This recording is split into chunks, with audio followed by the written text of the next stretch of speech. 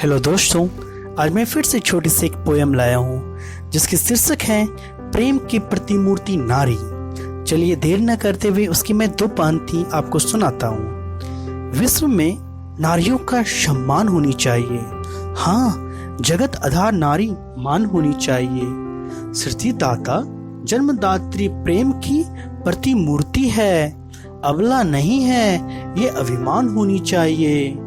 अग्रणी होती रही हर युगों हर काल में, प्रेरणा की स्रोत नारी गुणगान होनी चाहिए।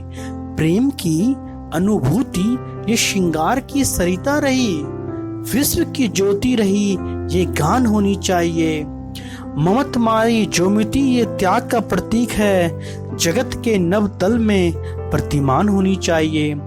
ये वरदानी जनजनी जन की जीवन धारा है, विश्व पटल में नारी का उत्थान होनी चाहिए।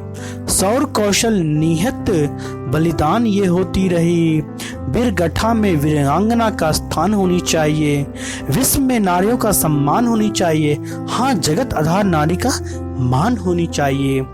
जो कि ये छोटी सी कविता थी जो सुनील मिश्रा द्वारा लिखा गया था।